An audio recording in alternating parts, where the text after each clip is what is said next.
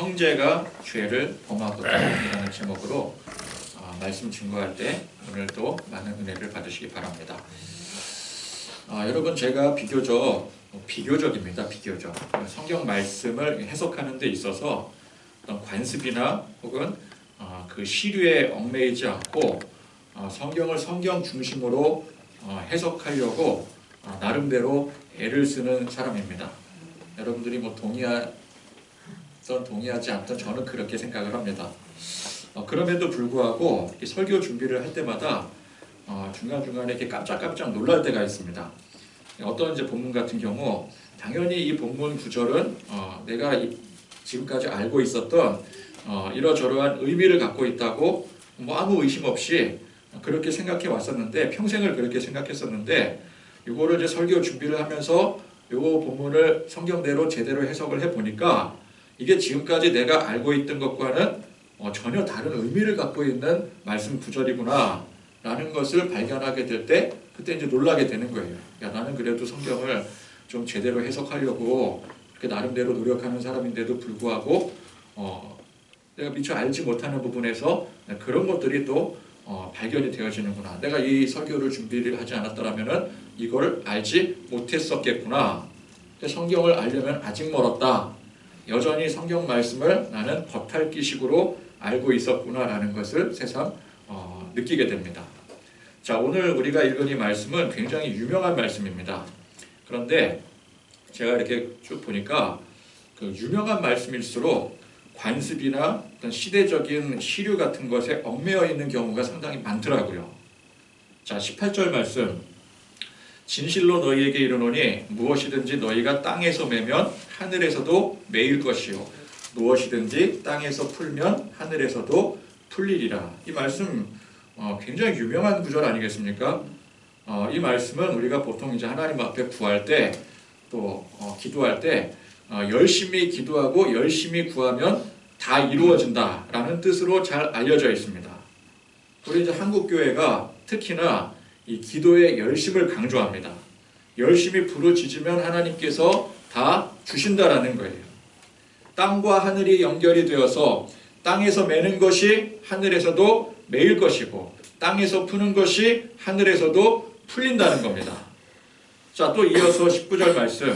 진실로 다시 너희에게 이르노니 너희 중에 두 사람이 땅에서 합심하여 무엇이든지 구하면 하늘에 계신 내 아버지께서 그들을 위하여 이루게 하시리라.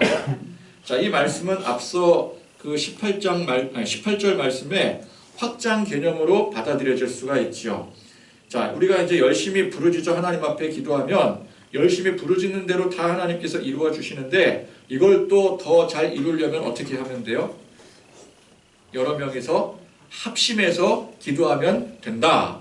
중보기도의 유용성을 강조할 때 이 본문 말씀도 단골로 언급되는 말씀 구절입니다. 그래서 우리가 이제 기왕 하나님 앞에 기도할 때는 응답받으려고 기도하고 기도받는 거 아니겠습니까? 그래서 하나님의 응답받을 것을 더 확실히 받기 위해서 이제 기도회 같은데 열심히 참석을 해서 또 모두가 또 같은 기도 제목을 공유하고 놓고 부르짖다 보면은 반드시 응답을 받는다라는 것이죠. 그런 전통이 교회들로 하여금 기도 모임을 되도록 많이 만들고, 그래서 새벽 기도라든지 또 금요 철야라든지, 사실 새벽 기도나 금요 철야 같은 경우는 요즘엔 사실 철야가 아니죠. 금요 기도회죠. 예전에는 이제 정말 그 밤 12시 넘겨서 새벽까지 철야하고 그러지 않았겠습니까? 요즘엔 이제 그런 교회가 거의 없는데, 어쨌건 간에 새벽 기도회나 혹은 금요 기도회 같은 경우는 전 세계에서 아마 한국 교회가 유일할걸요? 이렇게 하는 교회들이, 나라들이 별로 없습니다. 거의 없을 거예요. 또는 이제 뭐 여러 가지 중보기도 모임이라든지, 기도 모임 뭐 때마다, 철마다, 이렇게 해서 이제 뭐, 그렇게 이제 정기적으로 하는 기도 행사가 있는가 하면은 또 어떻게 해서든지 또 어떤 행사 같은 걸 준비한다든지, 특별한 절기 때 더 많이 모이기 위해서 특별 새벽 기도회라든지 특세 같은 거, 이제 뭐 수능을 앞두고 수능 특세라든지 그런 것들이 굉장히 많이 만들어서 보다 많은 사람들이 뜨겁고 강렬하게 기도하는 그런 분위기를 교회에서 만들어 왔습니다. 물론 이것이 틀린 것이 아닙니다. 우리는 하나님 앞에 부르짖어야 되고 하나님께 더 많이 부르짖기 위해서 되도록이면 우리가 기도하는 모임을 하나라도 더 많이 만들어서라도 성도들이 함께 같이 동참해서 기도하는 게 이게 중요한 것이죠. 자, 그런데 그렇게 기도는 많이 모여서 열심히 하는데 자, 중요한 게 무엇입니까? 어떻게, 무슨 기도를 하느냐라는 것이죠. 그러니까 기도를 많이 하는 것은 좋은데 어떤 기도를 하느냐, 이게 중요한 것입니다.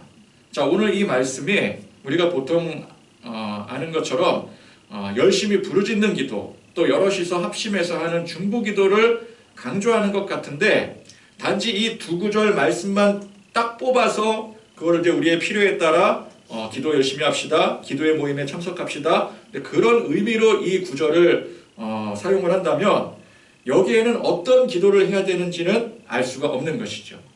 그러니까 강조하는 게 뭐예요? 하늘에서도 매고 땅에서도 매는 그 기도를 우리가 하나님 앞에 그러려면 열심히 해야 된다, 또 혼자서 하면 안 된다, 여럿이서 같이 해야 된다. 그러니까 같이 열심히, 이거는 강조가 되는데 정말 중요한 게 뭐라고요? 무엇을 기도해야 되는지는 이 두 구절에는 나와 있지 않는다라는 것이죠. 그러니까 이제 우리가 보통 어떻게 생각을 해요? 이 구절 말씀만 뽑아서 우리가 달달달달 외우고 그래 이 말씀이 기도에 대한 중요한 말씀이요 하면서 이제 이 말씀을 우리가 붙들면은 부르짖으랬으니까 부르짖으라는 소리잖아요. 그러면 다 풀린다고 했으니까 그러니까 우리가 원하고 바라는 것들을 열심히 구하게 되는 거죠. 때마다 필요한 것들을 이제 교회 차원에서 함께 공유해가며 합심해서 기도합니다. 교회가 원하고 바라는 것들이 있지 않겠습니까? 그런 걸 이제 성도들에게 같이 기도 제목을 나누고 해서 그걸 같이 기도를 하는 거예요. 그런데 우리가 원하고 바라는 것들은 그때그때마다 달라집니다. 그죠? 매번 똑같은 게 아니잖아요. 오늘 기도 내용이 달라질 수 있고 내일 기도 내용이 달라질 수가 있는 거예요. 근데 우리는 그렇게 때마다 달라지는 그 기도 내용이 중요한 게 아니라 이 말씀 구절에 의하면은 열심히 부르짖는 게 중요한 거예요. 그죠? 18절에 무엇이든지라고 했으니까 말 그대로 무엇이든 구하면 되는 줄 아는 거예요. 자, 그런데 이 두 말씀은 독립된 구절이 아닙니다. 앞에서부터 연결되어지는 내용입니다. 그러면 우리는 이 두 구절 말씀만 보는 것이 아니라 앞에서부터 연결된 이 내용들을 통해서 그러면 우리가 무엇을 어떻게 구해야 되는지를 비로소 앞선 말씀을 통해서 연결된 말씀을 통해서 알 수가 있는 것이죠. 그러니까 이 두 구절 말씀에서는 무엇을 기도하라는 건지는 나와 있지 않아요. 그럼 그걸 알려면 어떻게 해야 돼요? 전체적인 맥락을 봐야 된다는 거예요. 제가 항상 강조하는 게 우리가 성경을 한 구절 한 구절만 떼어서 놓고 보면 안 된다. 그 말씀 구절이 속한 성경 전체를 볼 줄 알아야 된다. 그러니까 성경 전체에서 또 그 부분적으로 해석을 할 줄 알아야 된다라고 제가 강조하지 않겠습니까? 그래서 우리는 이 말씀이 따로 독립된 말씀 구절이 아니라 이 어떤 단락 안에서 속한 구절이라고 한다면 그 전체를 해석할 줄 알아야 된다는 거예요. 그러면 그 앞에 무엇을 구하라는 내용이 나오겠지요. 그걸 봐야 된다는 것입니다. 그러니까 아무 것이든지 내가 원하고 우리가 바라는 것을 구하고 합심하라고 주신 말씀이 아니라 앞서 예수님께서 설명하시는 내용들을 그것을 열심히 구하고 합심하라고 주신 말씀이라는 거예요. 자, 그러면 우리가 봐야 되는 게 무엇입니까? 다시 앞의 내용들을 복습을 해야 되겠죠.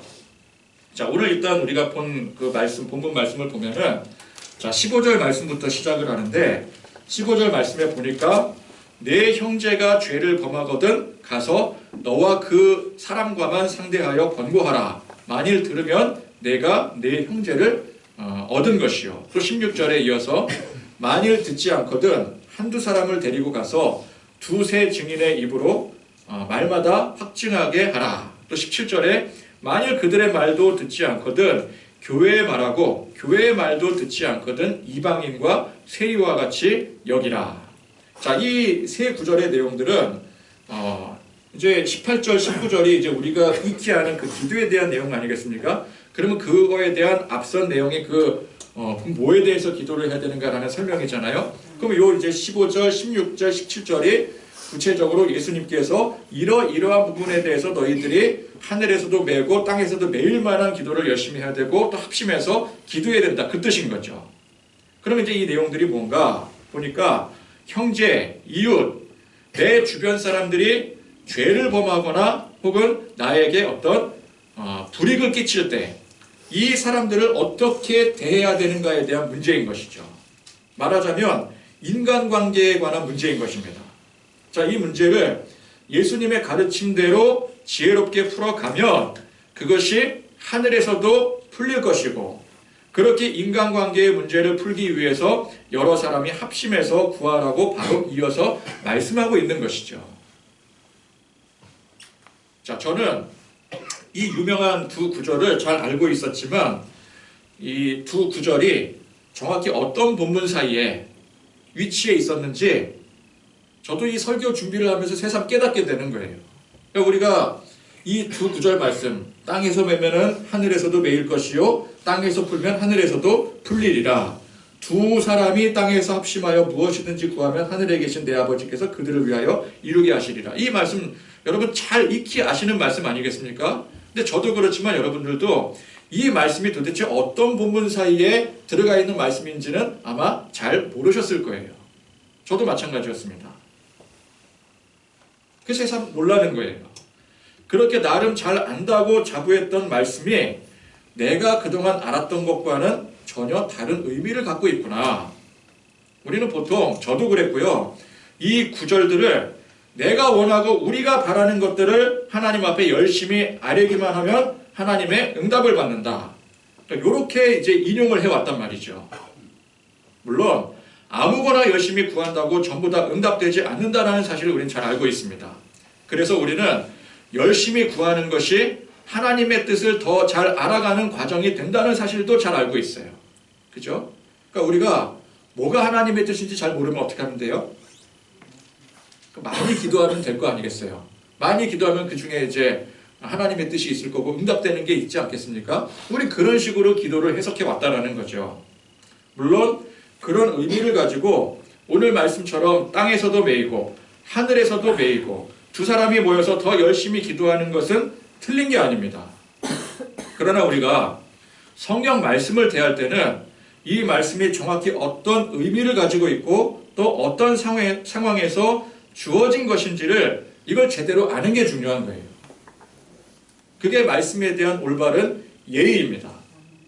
자, 예수님께서는 오늘 이 말씀을 어떤 우리 이제 인간관계에 있어서 문제될 일들에 대해서 그것을 구하고 함께 기도하라고 말씀하시는데, 우리는 이 말씀을 듣고 내가 원하고 바라는 것들을 구하고 그것을 함께 기도하고 있다면 그것은 분명히 예수님께서 지금 오늘 이 말씀을 통해 우리에게 주시는 바른 의미는 아닐 것입니다.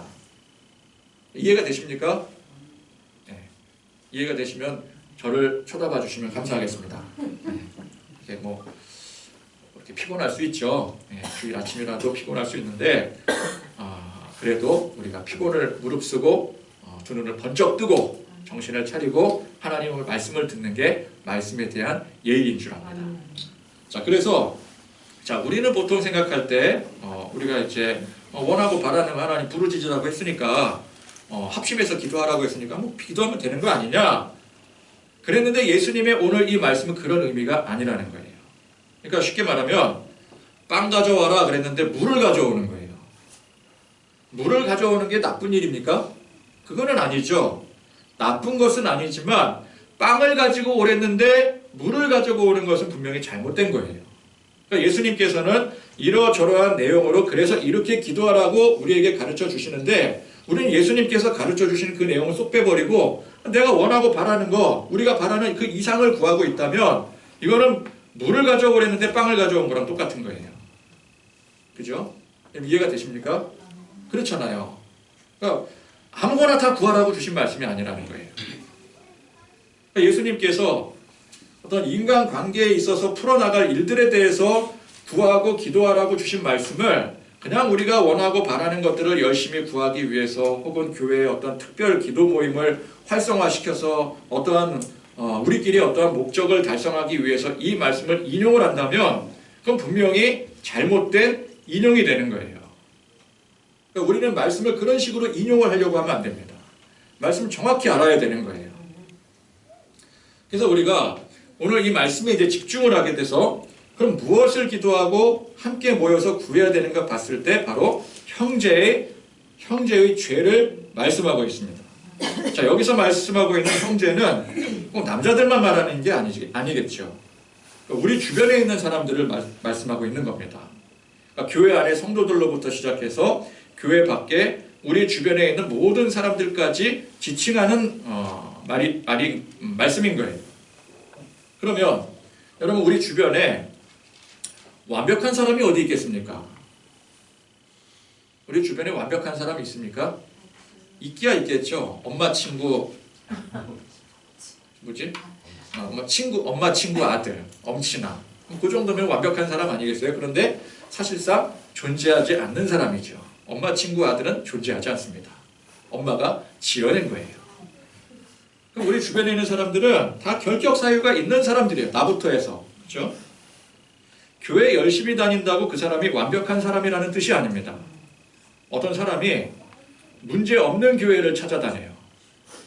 내가 교회를 다녀보니까 교회가 문제가 너무 많아. 나는 올바른 교회를 찾아갈 거야. 그래서 이제 문제 없는 교회를 찾아다닙니다. 근데 이 교회를 가니까 또 이 문제가 있고 저 교회를 가니까 또 저 문제가 있는 거예요.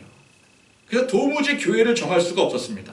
자, 그 사람은 그 생각이 바뀌지 않는 한 평생 교회를 정할 수 없을 겁니다.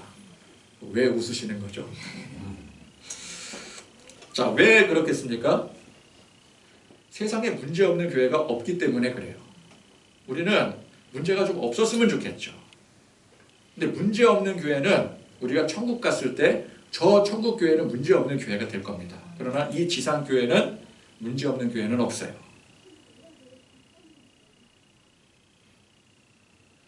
우리가 교회 다니고 은혜 받았다고 해서 다 성숙해지고 전부 다 그 말씀대로 성결해진다면 아마 이 세상 절반 이상이 깨끗해질 거예요. 못해도 전 세계의 절반 이상의 교회는 다 다녀봤을 거 아니겠습니까? 절반 정도는 제가 생각했을 때는 절반 이상 될 것 같아요. 그럼 교회 가면 다 은혜 받고 다 깨끗해진다면은 지구상의 절반 이상이 깨끗해지면 세상이 천국이지 지옥이겠습니까?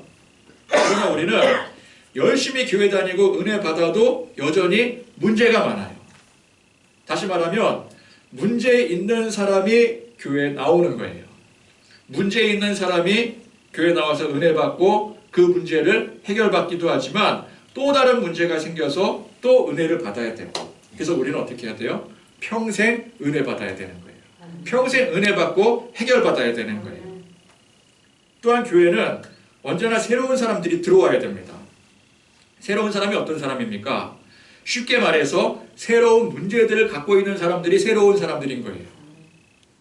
그러니까 우리 교회는 문제가 전혀 없는 교회입니다 라고 교회 홍보를 한다면 그 교회는 사람이 없는 교회일 겁니다. 사람이 없으면 문제가 없어요. 혹은 전도가 전혀 되지 않는 교회라고 할 수 있겠죠. 그러니까 문제 없는 교회는 없어요. 그러면 우리는 그런 문제 있는 사람들 혹은 나에게 어떤 문제를 안겨다 주는 사람들에 대해서 어떻게 반응을 합니까? 가장 쉬운 반응이 뭐예요? 문제 있는 사람, 죄 지은 사람 혹은 그 죄가 나한테까지 영향을 미쳐서 나에게 해를 끼치는 사람, 우리가 그런 사람을 대하는 가장 쉬운 방법이 뭐예요? 뭘 이렇게 모른 척을 하세요? 쉽게 하면서 정죄하는 겁니다. 정죄. 그죠? 그 사람의 죄를 지적하는 거, 그 사람이 뭘 잘못했고 무슨 죄를 지었는지 지적하는, 그것보다 쉬운 게 없어요. 그 쉬운 일입니다. 왜? 그 눈에 보이잖아요. 그 사람이 잘못을 했으니까 내가 힘든 거잖아요. 그 사람이 잘못을 했으니까 주변 사람들이 뭐라고 하는 거잖아요. 그거 지적하는 건 어려운 게 아니에요. 자, 그런데 사람들은 그것을 어려운 것이나 고상한 것으로 착각을 합니다. 내가 그 사람의 죄를 밝히 아니 내가 의로운 사람이라고 착각을 하는 거예요. 내가 지혜로운 사람이라는 생각을 자동적으로 갖게 되는 겁니다. 그런데 그건 엄밀히 말해서 내가 의롭거나 지혜로워서 그 사람의 잘못을 아는 게 아니에요. 사람은 누구나 자기 눈의 티끌보다 다른 사람의 티끌이 훨씬 더 크게 보이는 법입니다. 그건 사람이 누구나 그런 거예요. 여러분 장기 둘 때 옆에서 훈수 두는 사람 있잖아요. 근데 훈수 두는 사람 말 들어보면은 그 사람 장기 고수인 것 같아요. 뭐 여기 이렇게 두면 되지 저기 저렇게 아이고 그걸 그렇게 두나 그러면은 야, 저 사람은 장기 정말 잘 두나 보다. 당신이 한번 둬보셔. 그 사람이 장기판에 앉으면 어떻게 돼요? 똑같아져요. 그것과 비슷한 이치예요. 남의 죄를 밝히 보는 것은 그건 누구나 하는 일입니다. 여러분 착각하지 마세요. 그건 내가 똑똑해서 내가 의로워서 그러는 게 아니에요. 그건 누구나 하는 일이에요. 전혀 특별한 일이 아닙니다. 저도 제가 설교하는 중에 뭐가 잘못됐고 뭐가 문제라고 밝히는 거 이거 전혀 특별한 일이 아니에요. 내가 혼자서 잘나서 비판하고 지적할 줄 아는 게 아니라 그건 누구나 할 수 있는 일인 거죠. 누구나 할 수 있는 일을 하는 거예요. 그러나 여러분 나 자신의 죄를 밝히 보는 것은 그건 누구나 할 수 있는 일이 아닙니다. 더더욱 다른 사람의 죄나 다른 사람의 잘못을 통해서 나 자신의 죄를 보는 것은 나 자신의 잘못을 보는 것은 그것 또한 누구나 할 수 있는 일이 아닌 것이죠. 가늠하다 붙잡혀온 여인을 사람들이 둘러서 정죄를 합니다. 그건 쉬운 거예요. 가늠하다 붙잡혀왔잖아요. 그럼 저 여자 가늠한 여자다. 가늠한 여자 어떻게 하라 그랬어요? 돌을 던지라 그랬잖아요. 돌을 들고 던지는 거는 그건 누구나 할 수 있는 일이에요. 그죠? 그거를 신학적으로 깊이 해석을 하고 저 사람의 심리까지 들여다보고 연구를 해서 알 수 있는 일이 아니죠. 그냥 다 사람들이 주변에 둘러있는 사람들이 저 여자 죄인이다. 돌로 쳐라. 딱 그러잖아요. 나만 하는 게 아니라 다 하는 거예요. 그건 누구나 할 수 있는 일입니다. 그러나 그 여인을 통해서 내 죄를 들여다볼 줄 아는 것은 그건 누구나 할 수 있는 일이 아닌 거예요. 예수님 뭐라 그러셨어요? 죄 있는 자가 돌을 던져라.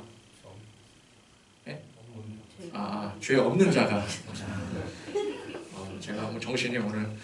죄 없는 자가 돌을 들어라. 그랬더니 사람들이 그때서야 이제 자기 자신을 보게 되는 거잖아요. 근데 그 전까지는 자기 자신을 보지 못하는 거예요.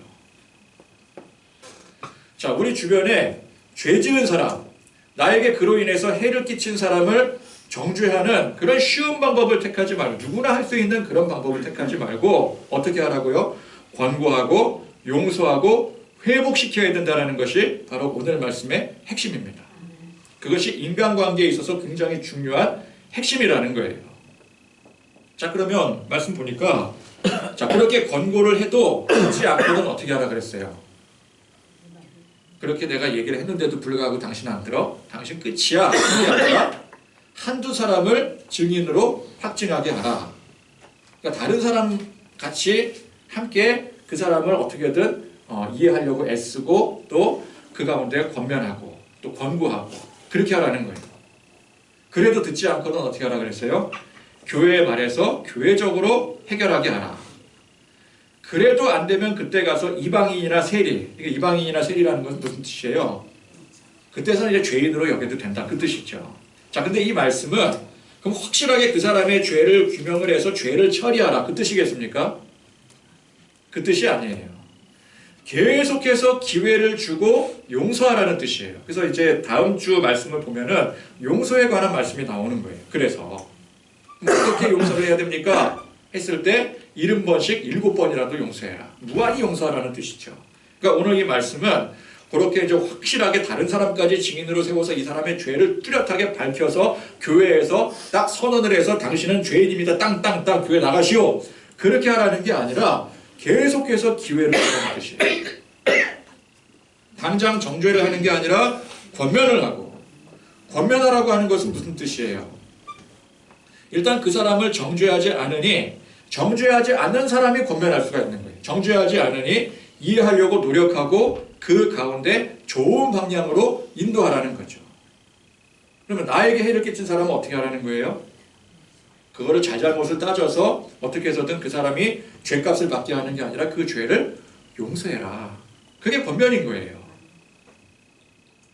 누가 잘못했다고 했을 때 그래 잘못했어. 잘못한 만큼 벌 받아야지. 이게 아니라 왜 그런 상황에 처했을까? 왜 저런 선택을 해야 됐을까? 눈높이를 낮추고 그 사람 입장에서 생각하는 겁니다. 요즘 애들 문제야. 쯧쯧쯧. 그러면 뭐라고 불러요? 꼰대라 그러잖아요. 꼰대. 꼰대가 좋은 의미입니까? 결코 좋은 의미가 아니죠. 그러나 아이들의 입장에 서서 생각해보고 이해하려고 노력해보니까 여러분, 내가 나를 낮춰서 그 입장에서 생각해보면 이해가 될 수 있는 일들이 사실 대부분의 일들이 이해가 되는 거예요. 그러니까 충분히 납득이 되는 거예요. 우리가 그러니까 우리의 수준으로 생각했을 때는 요즘 애들이 참 그냥 뭐 맨날 그냥 핸드폰만 만지작거리고 그냥 뭐 말을 오지게 안 듣고 진짜 아우 부모 속이나 그냥 꿰썩이겠다. 요즘 선생님도 참 힘들겠다. 그렇게 생각을 하는데 그 아이들의 시각으로 그 아이들의 입장에서 생각해 보면은 아 그렇지 그럴만하지. 나도 저랬지. 나도 그 시대에 내가 핸드폰 가지고 있으면 나도 게임하고 유튜브 보고 하지. 나도 지금도 여러분 지금도 여러분 핸드폰 가지고 제가 보니까 막 어른들이 막 아이들한테 그러잖아요. 막 핸드폰 보지 마, 막 유튜브 하지 마, 뭐 게임 하지 마 그러잖아요. 그렇게 말하는 어른들이 계속해서 유튜브 보고 핸드폰 만지작만지작거리고 있죠. 예배 시간에도 막 만지작만지작거리고 있어요. 심지어 할 말이 없는 거잖아요.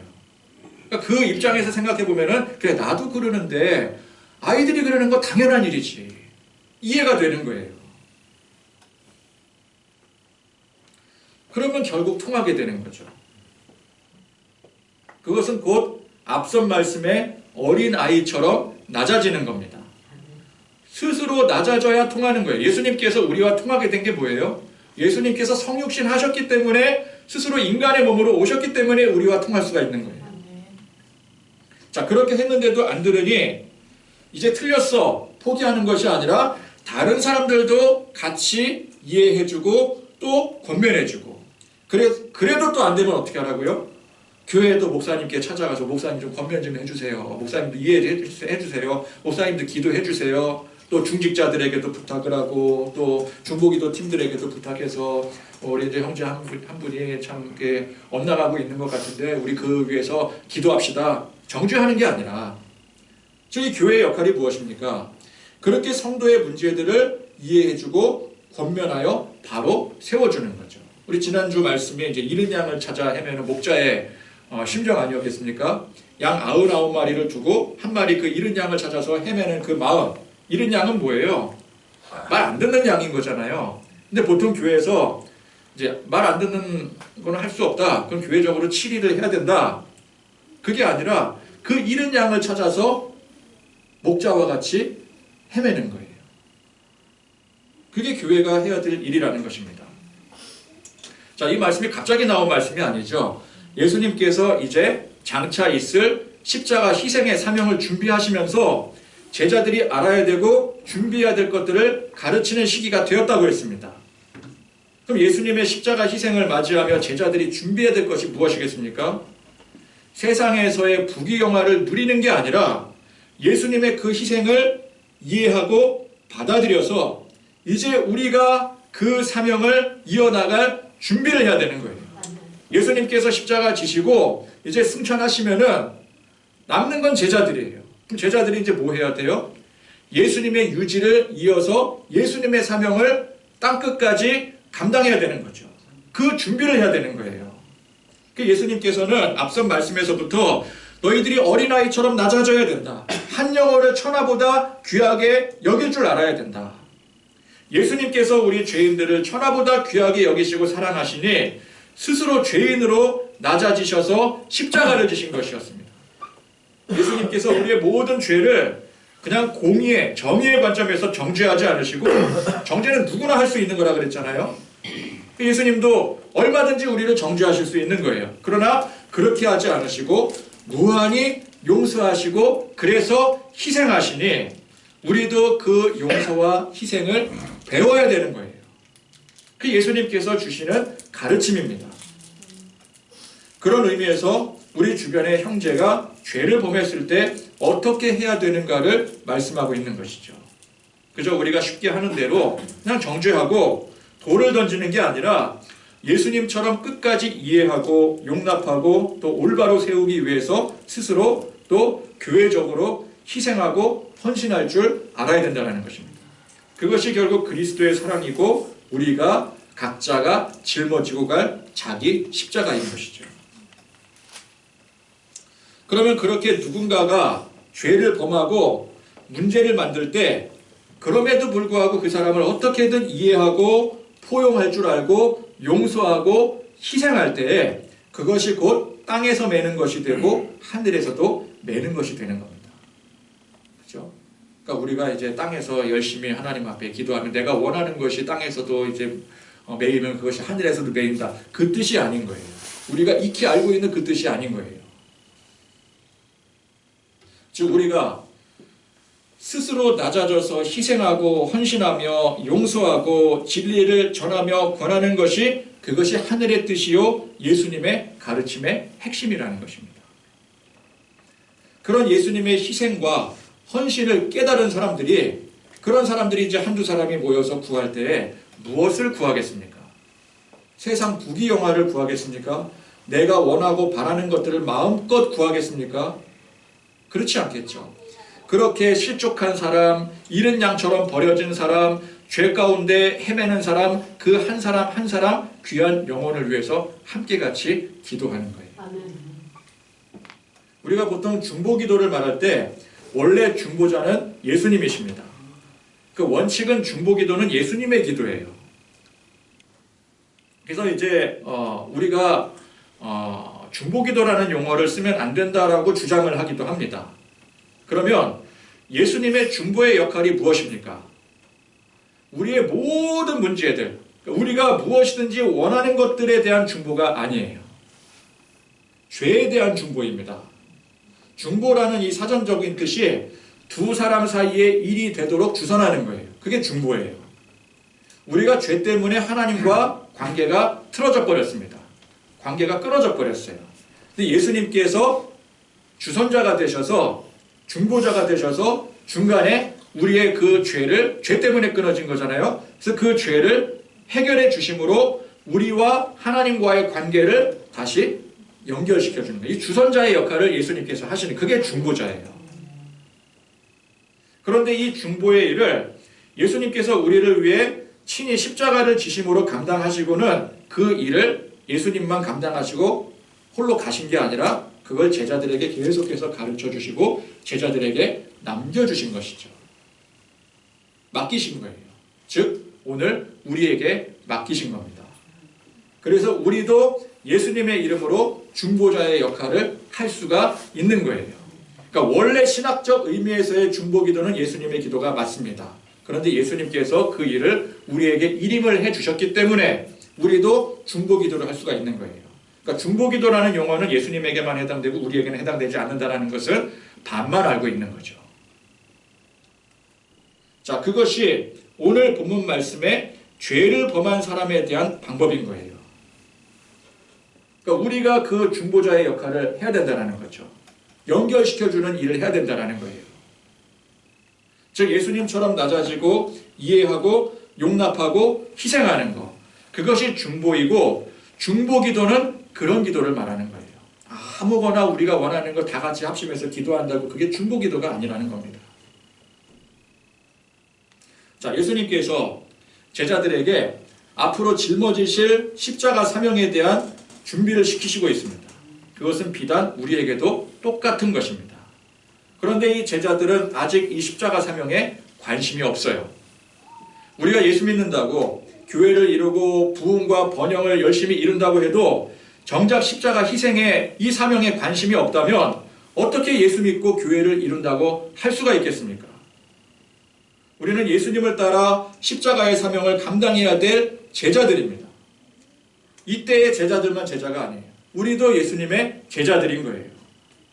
나가서 전도하고 이웃 초청 행사를 치르는 것이 그것이 세상에서 잘 되고 내가 열심히 한 만큼 나에게 복이 돌아오겠지 그런 어떤 번영을 이루기 위해 하는 것이 아닙니다.